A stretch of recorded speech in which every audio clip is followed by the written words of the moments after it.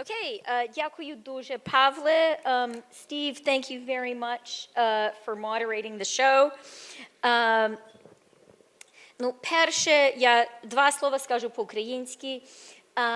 Я дуже сердечно хочу подякувати всім українцям, всім українок, що є тут, що приїхали до нас.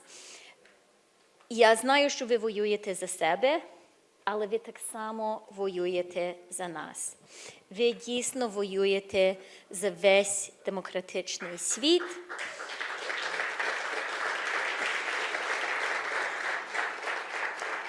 І я знаю, що приходиться зараз на міжнародній арені і раніше українцям приїжджати до нас і нам дякувати. Але я думаю, що правильніше це нам вам дякувати. То сердечно, сердечно вам дякую і низький вам поклін.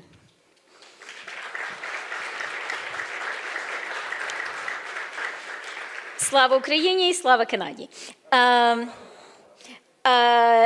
On the thank yous, I do just want to single out two people who are here today who work for Canada in Ukraine. You've just seen in action our outstanding ambassador, Natalka Smoits.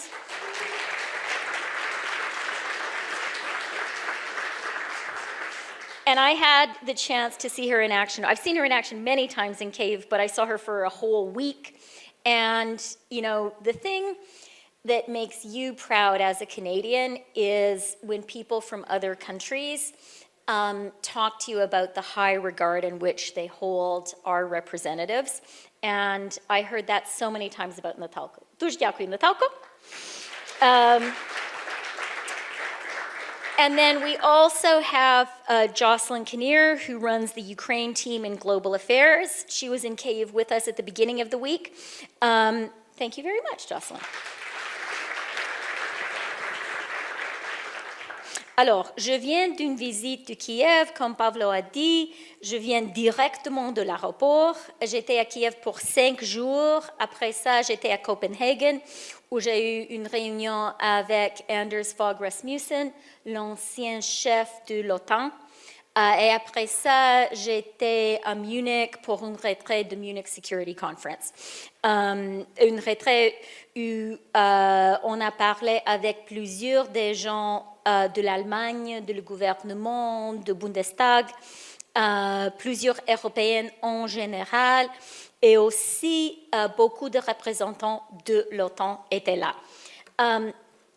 So I've been talking to a lot of people over the past week and a half, and I just wanted to talk briefly about three things. I want to talk about Ukraine. I want to talk about what I saw and heard from Western Europe about Ukraine. And then I want to talk about the business opportunity. About Ukraine, I think it's important for those of us who are not there to recognize two things at the same time. One is people are really tired. It's almost 4 years of war. And it's exhausting. I didn't meet a single person who was not touched directly by the war in some way, who didn't have a husband, a brother, a fiancé, a son, a sister fighting in the war or wounded in the war or killed in the war. This is the everyday reality of Ukrainians. And of course, they're really exhausted. At the same time, what I was really struck by was the extent to which people were resilient and determined. I think you've heard that in the panels that we've had already. It was just so impressive to me that people would have missile strikes in the night, go down to the bomb shelters, and you know what they said to me is, you know, you go to the bomb shelters, but you wake up in the morning, you have a strong cup of coffee, and you go to work. And that is the attitude. I was only in Kyiv, but the stories that I heard from Kharkiv and Zaporizhia were in many ways even more impressive. Those are frontline cities. And this year, just this year, they are building 19 underground schools in Kharkiv, 30 underground schools in Zaporizhia. Think about what that says. What that says is people, families are determined to stay, and they're finding ways for their little children to go to school safely. To me, that is incredibly moving, and it says something about a determination to be there. A final thing I want to say about what was very striking for me about Ukraine is the Ukrainians I spoke to were determined to win the war, but they were equally determined to win the peace. Ukrainians, yes, are fighting for their sovereignty, but they're also fighting for their vision of a transformed Ukraine. A Ukraine which is democratic, a Ukraine which is a rule of law country, a Ukraine which is able to enjoy the kind of widely shared prosperity that we sometimes take for granted here in Canada. And I know that at this conference, and this was the case in Kyiv last week, there were, of course, conversations about the corruption investigations. From my perspective, those investigations are part of this conviction that Ukrainians have, that they're fighting Russia and they're fighting to win, and they are also fighting for the kind of Ukraine they're going to build at home. Corruption revelations are always challenging, but from my perspective, it's really important for us to recognize that this is not, it's not Steve Paikin's investigative reporting that has uncovered stuff. It's not an international financial institution, like the World Bank, that has gone in and said, oh my goodness. This is a Ukrainian institution working in Ukraine with the support of the people of Ukraine and of the Ukrainian parliament. And that, to me, speaks of a healthy society determined to become healthier. So,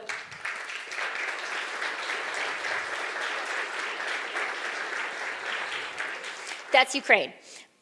Second, just a few observations from conversations in Western Europe. I was very struck by the extent to which the Europeans who I spoke to recognize the stakes.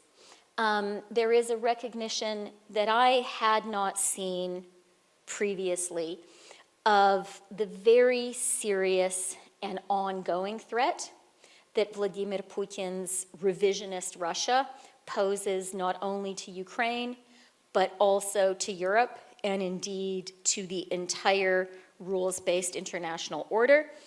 We've seen European countries not only say that, right?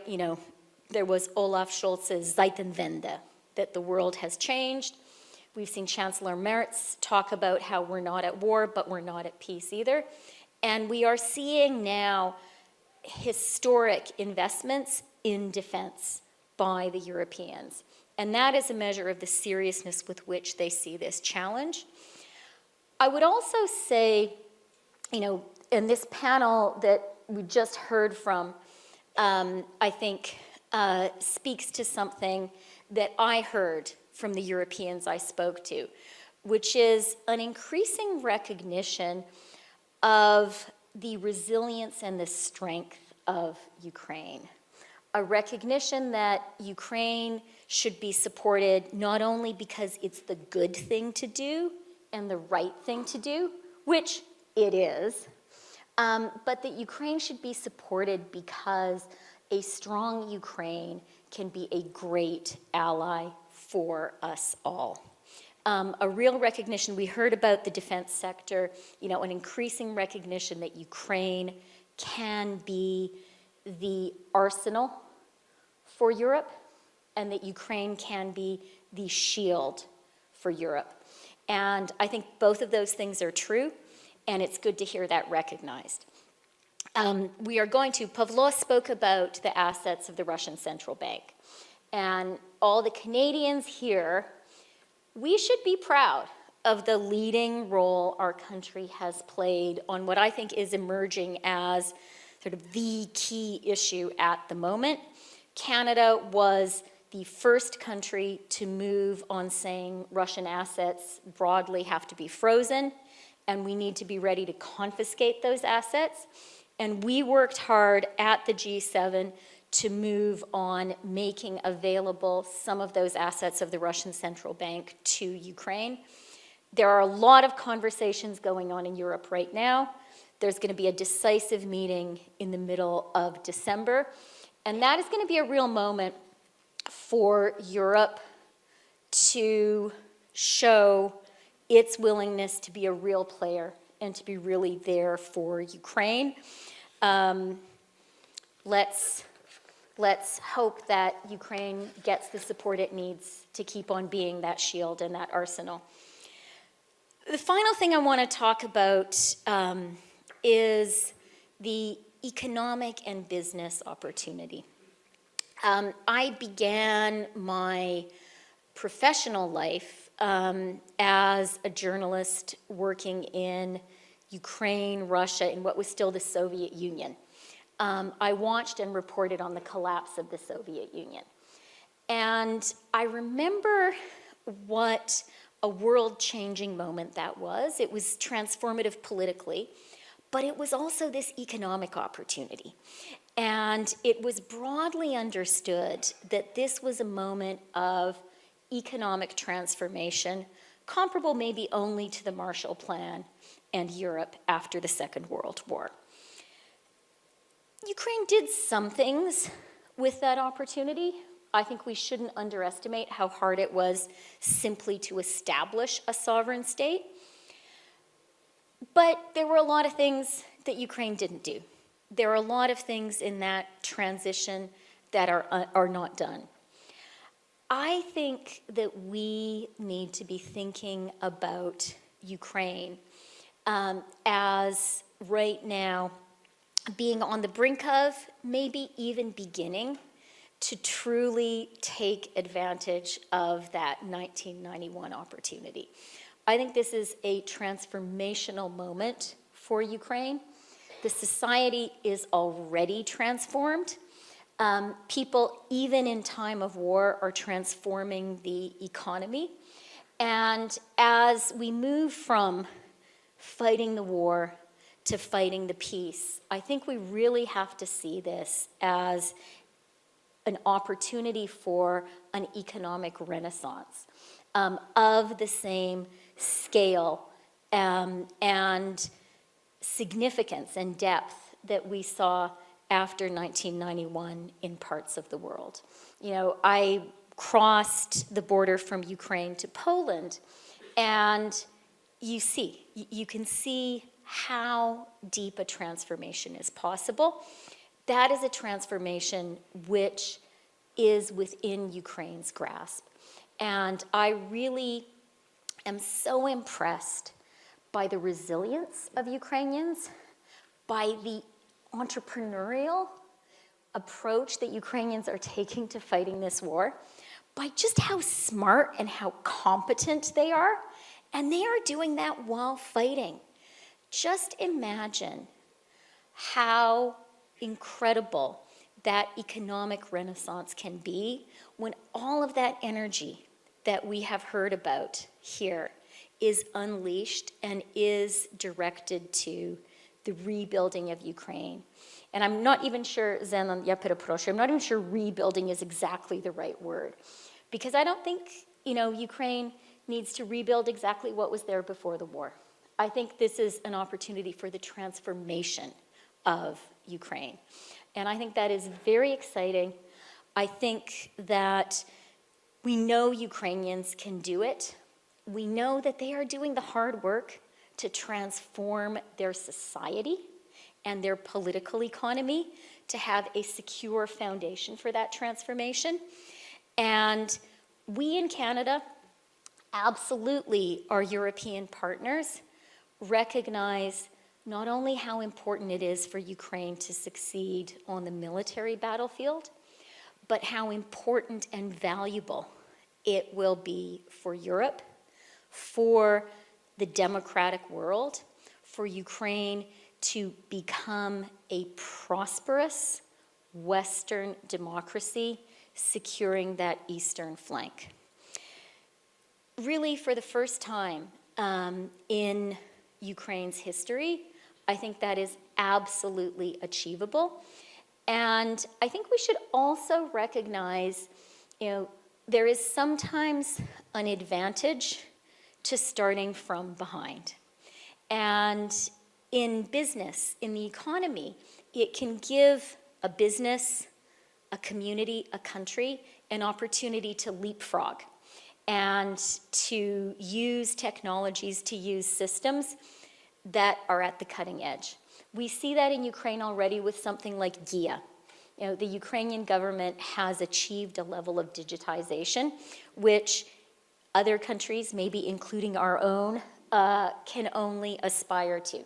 It's sometimes easier to build when you don't have legacy systems. And I think that is a final reason that this really is a moment of transformation for Ukraine. So to conclude, I just want to say thank you very much. Дякую дуже.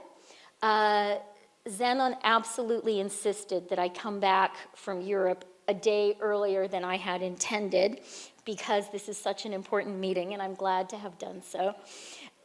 If you leave with one thought, I would ask us all to leave here certainly committed to the idea that Ukraine needs to fight on the military battlefield, but also committed to the idea that Ukraine needs to fight and is fighting on the economic battlefield, and that is a battlefield that is not just about rebuilding, but is about transforming, is about a true renaissance, is about Ukraine being able to fully take advantage of those opportunities that first opened up in 1991. And the Ukraine that is already at an incredibly difficult time accomplishing that transformation is a country that, yeah, for sure, we need to help Ukraine. We should. It's in our own interests. But it is a country that will be a fantastic partner for us all, a fantastic investment for the businesses that have the courage to invest now, a fantastic shield, a fantastic arsenal, a fantastic business opportunity. Дуже вам дякую. My friend, a great Canadian, Jean Chrétien, had demonstrated Canadian courage and resilience by traveling to Ukraine in September. And he won the hearts of Ukrainians by saying, keep fighting. And also his wonderful slogan, Vive le Canada. Alors je vais dire, Vive le Canada, Vive l'Ukraine, Slava Ukraini, Slava Kanadi. Дякую вам дуже.